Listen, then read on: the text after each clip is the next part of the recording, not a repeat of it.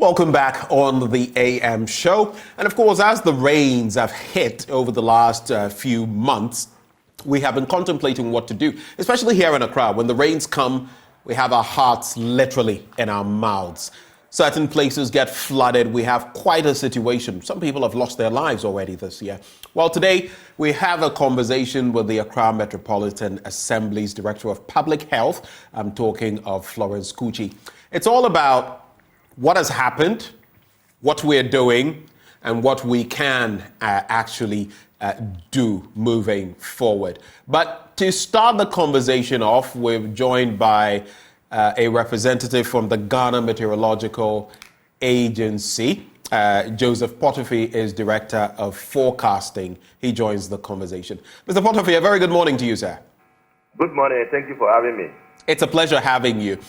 Just walk us through, how much of the season, the rainy season, is left? And in the last week or so, we've not experienced that kind of hard rain that has hit us. But what can we expect over the course of this week? So how much time left in the rainy season for this current season? Because we know there's the other season at the end of the year.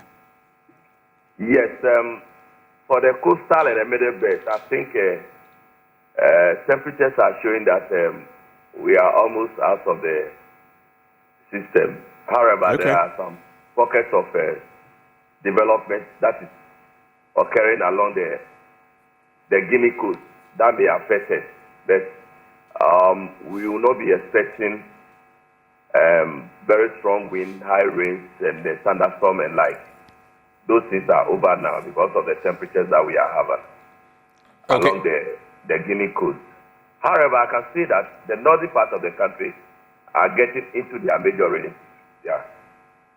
Okay, so we can say for now that we're not going to see heavy rains like we saw about 3 weeks, a month ago. We're not going to be experiencing that. If it's going to rain, it's going to be less heavy, right? Very well. Okay, and how much more can we expect in terms of time with the rains within the season? For now, we are expecting that at least second to third week in July, we should be out of our major rainy season, especially the coastal and the middle belt. All right, so in some, let's say 2 weeks or less. Yep. Okay.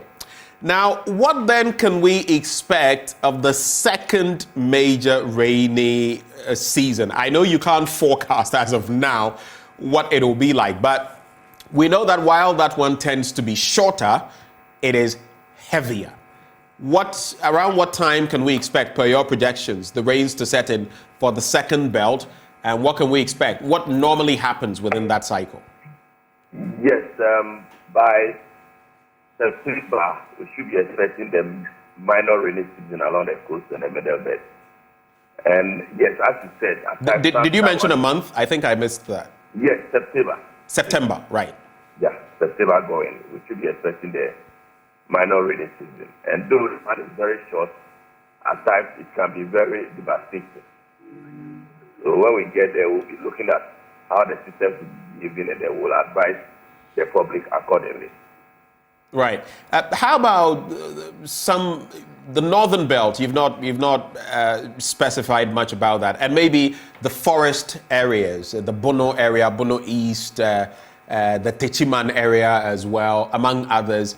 What can you say about the forest areas and what they can expect now and moving forward? Yes, for the hilly areas and the forested areas, yes. For them, some of them will be expecting rain every other day. Some of them will be expecting rain every other day. With the northern part of the country, yes, they are in the season now. So those flash floods that are occurring in the north, we should be expecting those things because the northern part of the country is seriously in the rainy season. When it comes to the coastal areas, yes, and the middle belt, we are getting out of the woods. But the northern part of the country, Tamale, Wab, Poligatanga, and are in the rainy season now. And when it rains heavily in Burkina Faso also, it affects our people downstream. So we need to be prepared for those things. All right. Thank you very much, Mr. Potterfi. Any final words for us? Well, what I can say is that, yes, even though we said we are out of the rainy season, we are not completely out. So we should be on our guard, and then those of us who live in the low-lying area and front area should be on the watch and then take precautions when the rains are coming. Thank you very much. And we were just joined by Joseph Potterfi. He is Director of Forecasting with the Ghana Meteorological Agency. Thank you so much, sir. Thank you for your time. Well, let's come into the studio now. You've got the scoop on what to expect as far as the weather is concerned. Over the next 2 to 3 weeks, this rainy season should come to a close. We're not going to have heavy rains like we saw over the last few months. That's a breather. That's a good thing, though the farming community would also be looking forward to the rains. But in the northern belt, like he mentioned, you may be experiencing some rains depending on what happens in Burkina Faso. But the second belt of the rainy season, which is shorter but heavier, is starting in September. So that's just in case you missed it and you just joined. That's a summary of what Joseph Potterfi, Director of Forecasting, shared with us. But let's come into the studio now. Florence Kuukyi is Director of Public Health with the AMA. Thank you for joining. Thank you. Every time you join, you add to, how spectacular you look. It's good to know. Thank you. But even before we get into the rains, the filth, it often carries along, and our own human activities and all of that. I'd just like to find out from you the Clean Ghana campaign. How is that going? Thank you so much. Clean Ghana campaign is still ongoing. We are still going around, especially this rainy season. We are trying to demolish structures that are on waterways, illegal structures that are on waterways that are preventing water from flowing. And we are also trying to remove people that have decided to place some kind of containers or kiosks or where they sell food or they sell some provisions on waterways. This is what we are doing. Last 2 weeks we were in Circle. Some structures were broken around on top of the other stretch there. So that is what Clean Ghana is doing. We are seriously on it because we know that if we don't do that, it's going to lead to a lot of hazards. For instance, the people living even on top of the other drain, the bridge there, sometimes when there's much or there's heavy rains, it becomes so flooding. And if we don't remove them from there, it will become a very huge issue for the government to handle. So that is what we are doing. And in terms of this latest enterprise, I'm sure there's always a pushback when you go around and do this. That area, there are quite a number of squatters as well. Yeah. So what has been the reaction of the people? Sometimes you do this, once you move away, some of them return. Yeah. How are you doing this together with your task force, together with the Ghana police? Just walk us through what is happening. Okay, that is, thank you very much. Talking about squatters around that area, it's really true. And this our part of the world, anything that one wants to do, immediately you want to bring a change, people will start to tag you with different code of colors, telling you are either this or you are either this, and you are anti this or you are anti that. But most at times, we don't look at those things. Our main mandate or our main issue of what we are doing is to ensure that the health of the people is being taken care of. Right. Because when it comes, I may not be there, but you will suffer. And when the suffering comes, it will not only affect you alone. Government will have to come in with interventions. Some monies that they will use to do some developmental project will have to be channeled into that. So it's better we don't listen to them and then take the action now for them to see that we are disturbing. But tomorrow, when the effect comes, they will realize that we did them good. So this is a collaborative effort that we do together with the Ghana Police Service because we can't do it alone. We are not in uniform, but the police service are in uniform and they protect us with their uniform to do this thing successfully. Okay, and in terms of logistics, you always talk about that when you come on the show. And every time you come here, I'll give you the opportunity to talk about that because part of why you don't get to do some of the things you would want to is because of those on the back of those logistical constraints. If you have to process someone for court and you have to use your own money. That is it. And bought a vehicle and all of that. So just tell us, is it getting any better? It's not getting any better. It's still the same. It's not getting any better. It's not getting any better. It's as if, that is why... Why do you think it's not getting any better? Because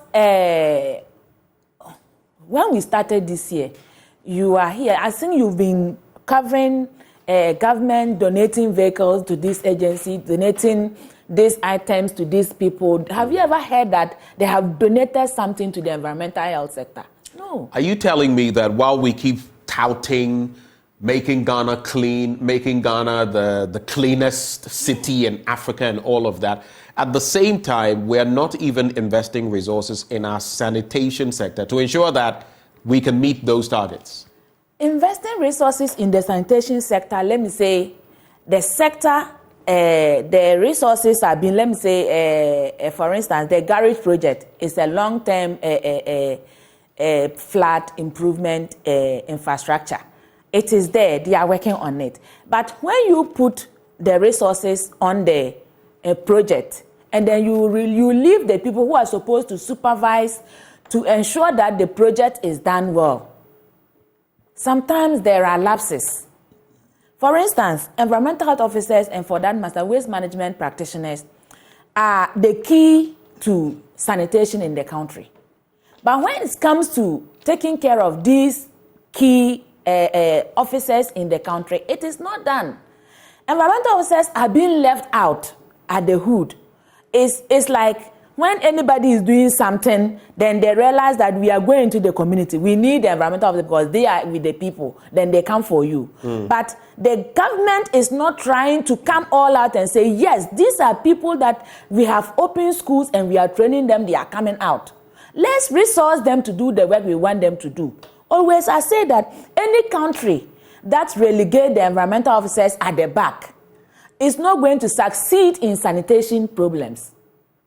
Until you see that the people who are supposed to combat the success of sanitation problem, you work with them, then you come to what? The success that you are looking for. We want to combat crime. We've seen that they are resourcing the police officers, that is the internal crime. They are resourcing them. They are giving them uniform. They are giving them motorbicycle. They are giving them cars. They can use it to do what? To go around and do everything. But when it's come to, we want to combat sanitation, we want to combat environmental health. And the environmental health officers are being left at the back. When you bring, if there's not a project, environmental officers are not going to get anything from the government and say, this is a logistics or a resource that the government is giving in the name of environmental or embossing it. Ghana Environmental Health Office, use this. Unless there is a project. Without that, the environmental officer is just there. We are paddling our own canoe, trying as much as we can to ensure that we help in the sanitation issues to bring the country to be one of the cleanest cities as we are all looking for. So, even more disturbing, because we've had this phenomenon in across the country, but especially here in Accra for a long time, and we're back. Yes. You know, year on year, and you can't just fault this administration, though the talk has been big about, like I said, making Accra the cleanest city and all of that. And just last year, I recall how Mr. President was talking about some of these things. We had dredging activities start, and then here we are, the rains have come again, and we are where we are. But this has been a progressive problem for decades. Systemic, we've not addressed it. The rains have hit. And we've already seen flooding and a lot of the menace. How difficult has it been for you in the midst of this rainy season to tackle some of these problems? And don't forget, it will be back in September, even worse. Yes. So let me say, rainy season is a season that leads to so much flooding and then accumulation of waste. In the city of Accra, we generate about 2,500 tonnage of waste a day.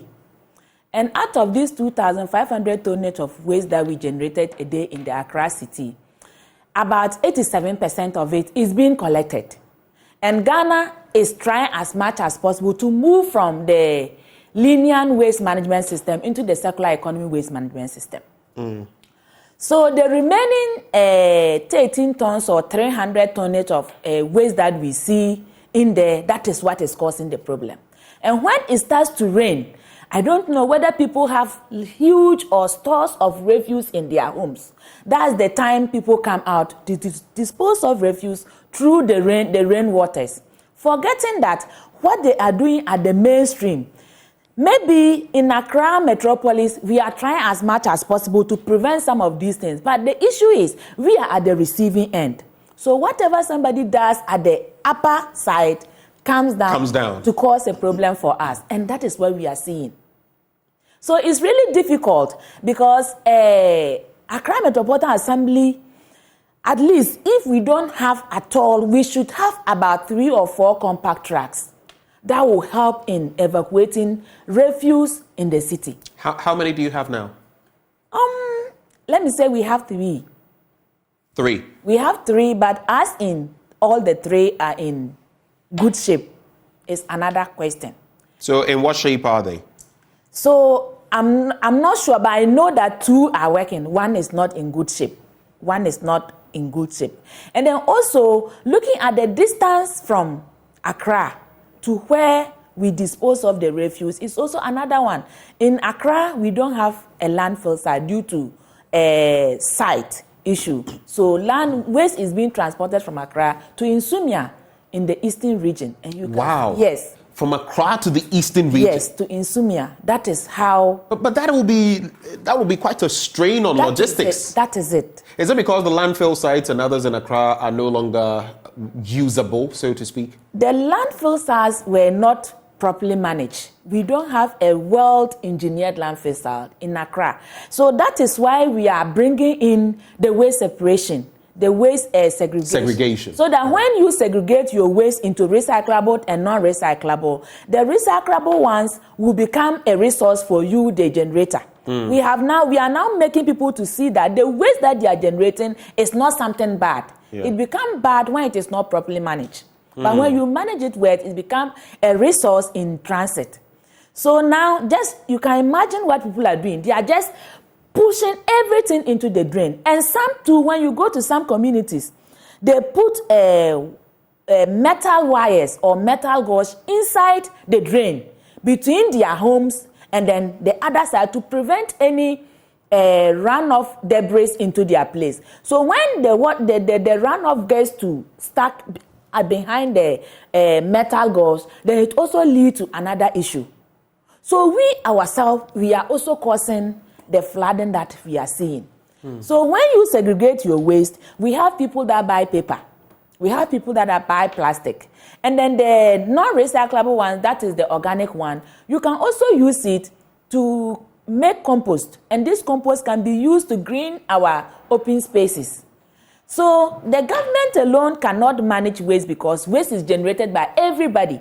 And if everyone generates waste, we must all manage it together so that we can have 100% waste management system to have a cleaner city as we are looking up to. But here's where, while we have collective responsibility when it comes to waste management, here's where I always say that our institutions can do more. Sometimes I get tired of saying government this, government that. But you see, it's like taxation. Yeah. It's like the law. If you provide loopholes, people will fill those loopholes. They will find ways of passing through them. Yeah.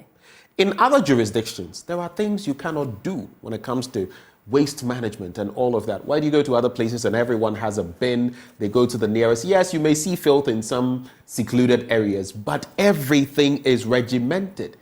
If the days of Tankasi, town council, why were people more compliant then in the past? And today, with technology and access to so much, why are they less compliant? So that is where I usually have a problem. We have too many squatters in town, but there's also the economic situation and people not being able to. So it's quite a convoluted conversation. I don't know, from where you sit, you are in the thick of sanitation, waste management.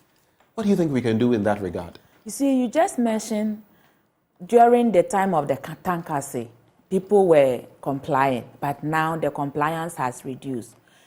Me sitting here, I am a chief tankasi.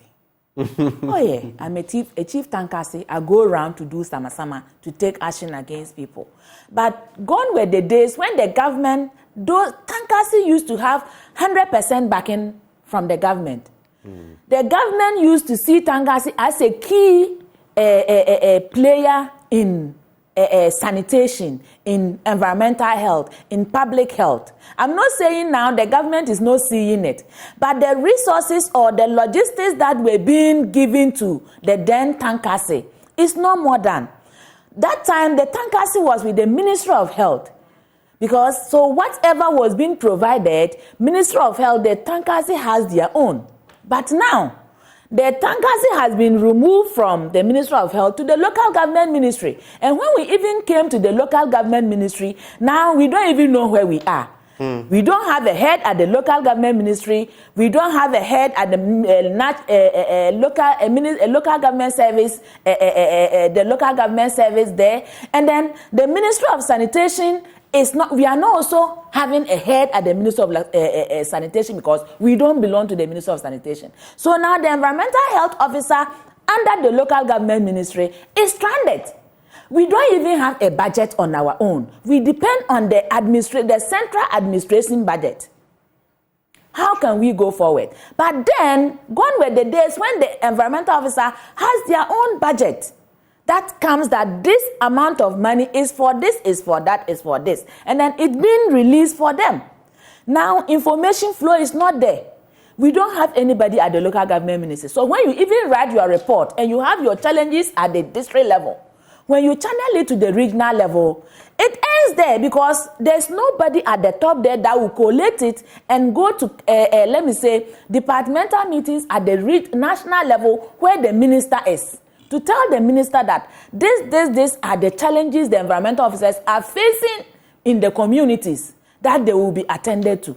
So these are some of the things that we are facing. So not until the government sees that the environmental health officers are still the same environmental officers that they used to support some time back, and they were getting a lot of resource. We are still the same. Nobody will get up and dress and go to work and say, I will not work. They are not giving us much as they can, but we are trying to do the little that we have with. We are not sitting aloof. Let me ask you, Florence. You've said this time and again, and I'd like to find out, how long have you been doing this? How long have you been with the AMA? I just want to be able to wrap my mind around how long you've had to deal with this kind of situation. How long have you been? I have been an environmental officer for the past 22 years now.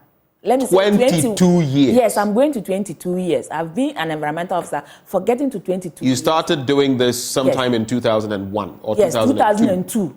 I started doing this somewhere 2002. Of course, you were not immediately director of public health. That is but it. You've seen the frustrations. I've seen the frustrations since 2002 till now.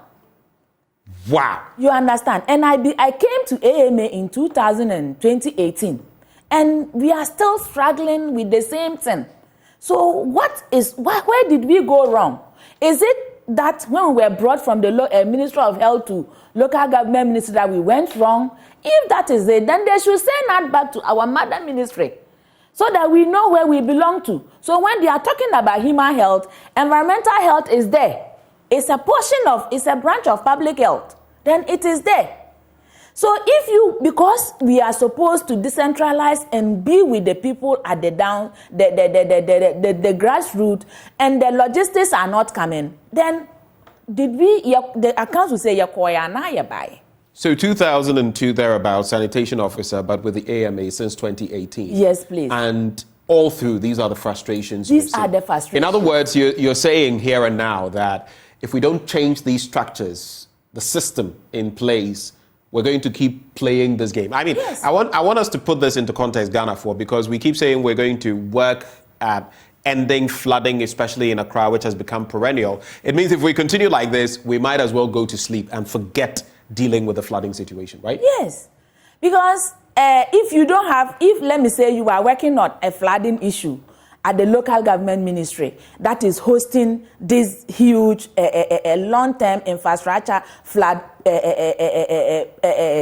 flood mitigation project, and there's no environmental health officer at the Ministry of Local Government. There are environmental officers at the Ministry of Sanitation, but there should be collaboration. There should be somebody at the local government ministry who is also sitting there with the project coordinating unit and collaborating with those at the Ministry of Sanitation so that we come together to be able to make it work.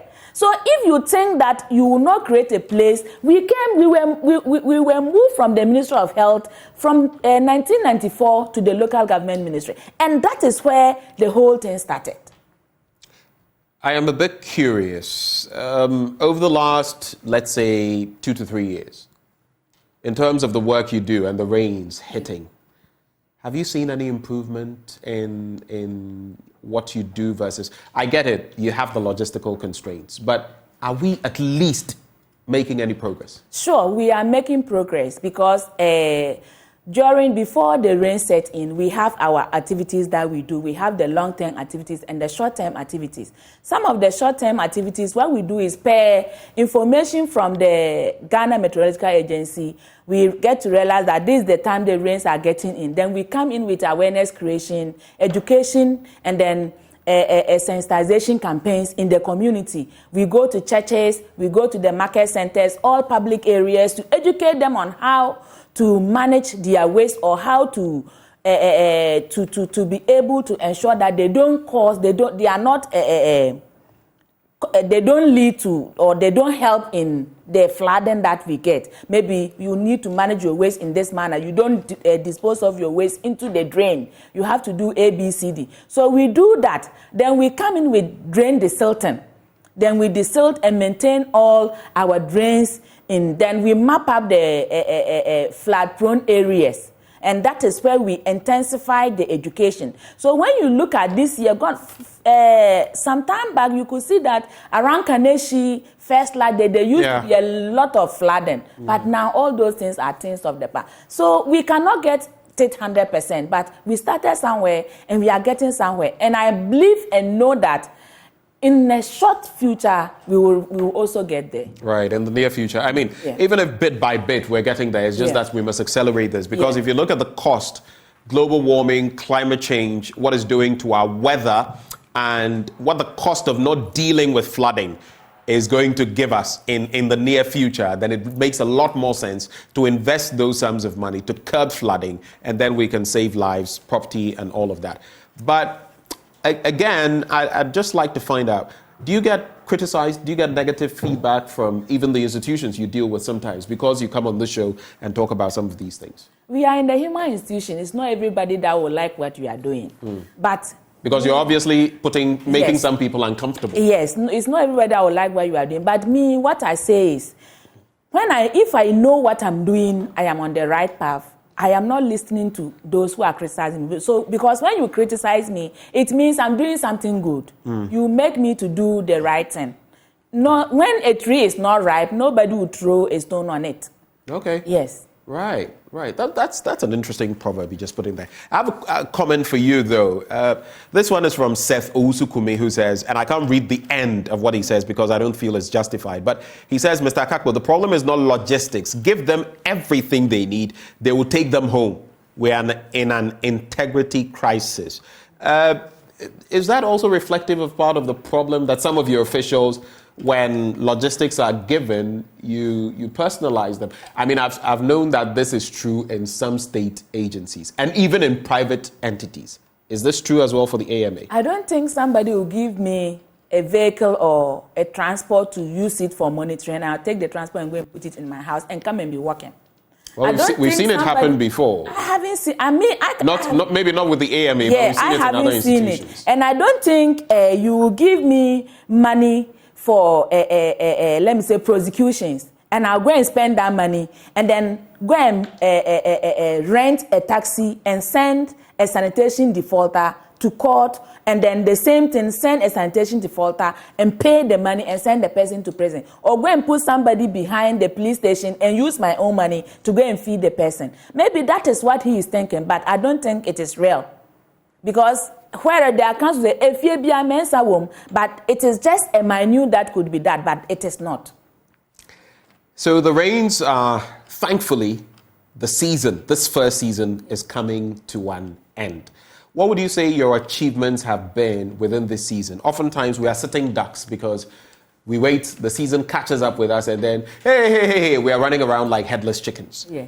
What are the gains for this season, and what are your projections? What are you going to do ahead of the next rainy season? Yeah, so let me say, all thanks be to the central government. They've been able to secure this fund that the Greater Accra Resilient Integrated Development Project is working on. So, a lot of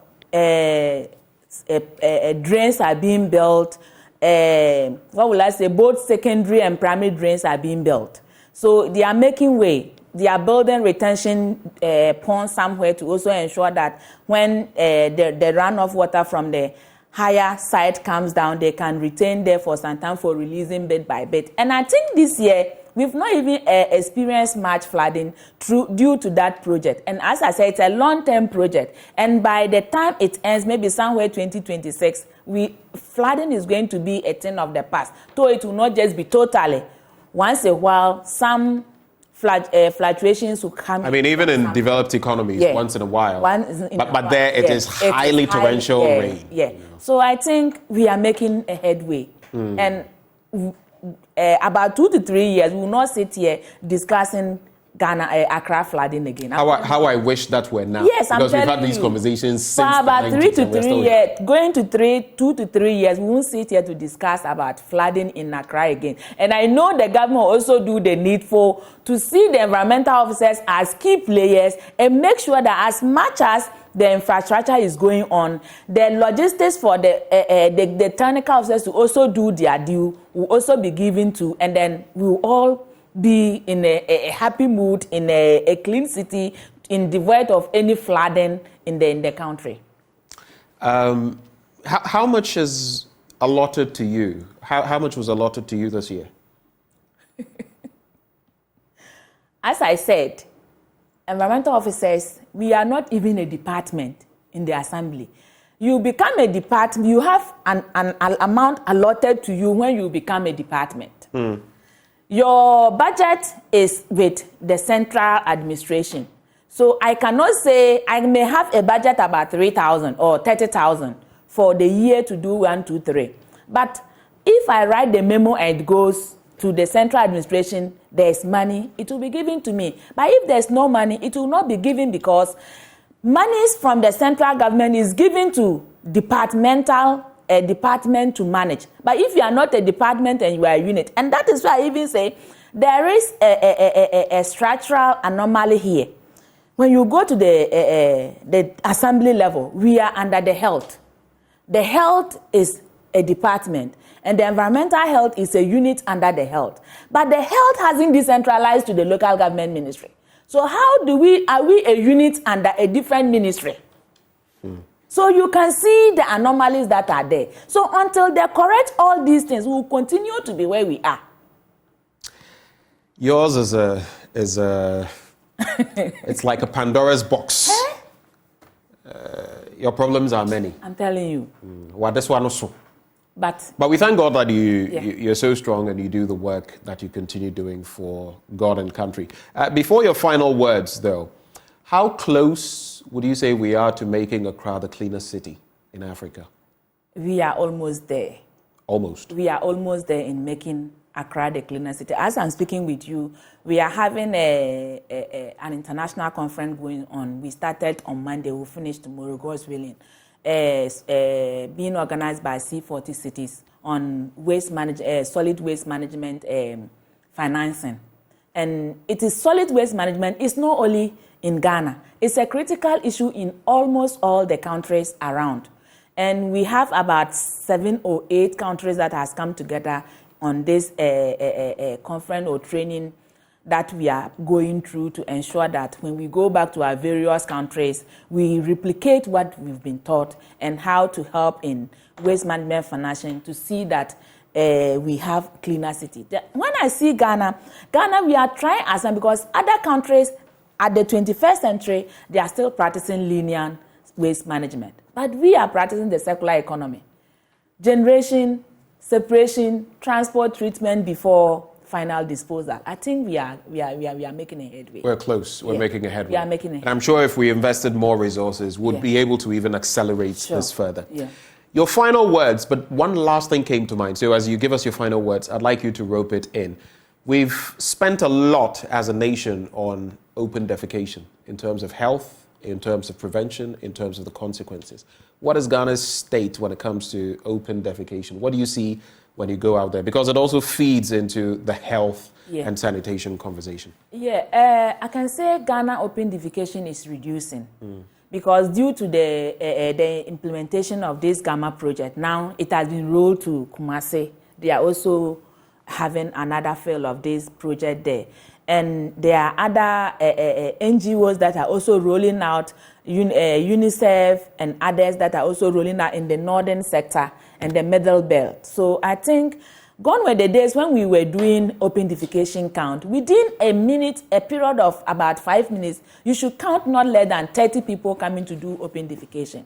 But now the open defecation count has reduced. You go maybe within a period of 5 minutes, you can get about 3 or 4 people coming to do their own thing. And when we even go out to do the open defecation arrest, maybe when we go out, we could arrest not less than 20 people at a go. But now it is reducing. People are coming to realize they need to own a toilet and they need to use a public toilet. Though public toilet is not for people who are living within the communities, but that is what we are beginning to see. And even how are these public toilets managed? That is another thing. We have some of the public toilets that are open defecation in disguise. So it is still our duty to ensure that people manage their public toilet properly. For those that do not have toilet and they are visiting it, everybody uses a public toilet every day. As I've come here, if I want to use your restroom, it's a public restroom because it is not from my house. A lot of people uses it. How do we manage it? And that is why the Accra Metropolitan Assembly, we have come out with the star rating public toilet program. I see. Yeah. I didn't know of that. Yeah, we have come out with the star rating. We've been training the public toilet operators for some time now. So now we have come out with the star rating. We come around, we inspect. There are things that we need to see. And then the hygiene audit too, we do it and we see how contaminated or how bad your toilet. Then we'll rate you. We are rating from a 3rd to 5-star. Then we give you either if you are in the 5-star and it means everything of yours is okay, we'll give you a green tag. It means your work is good. It does not have any form of contamination with people who are patronizing it. If you are also coming a bit maybe yellow, but when we give you a red a sticker, it means we are closing down the toilet and prosecuting you for court or making you to do the needful before it will be open for you. So this is where we have gotten to. So I think the open defecation bit is reducing. All right. Yeah. Florence, we're grateful that when we call on you, you always show up for these conversations and keep up with the good work you're doing. Thank you very much. Florence Kuukyi is Director of Public Health with the Accra Metropolitan Assembly. She joined us for a conversation, an update basically on our status, our situation currently, and what we can look forward to in the coming months. She gives a positive outlook when it comes to Accra being the cleanest city in Africa. We're almost there, but we better get there, shouldn't we? It shouldn't just be a dream. We should actually get there. Stay with us on the AM show. When we return, there's a lot more. We're talking to you about owning your house or owning your home. And we're back with the JoyNews Habitat Fair for 2023. Year in, year out, we do this. This is opening weekend. This weekend, all roads lead to the Achimota Retail Center. We'll be bringing you the scoop on that as we host our guests. We'll be right back on the AM show.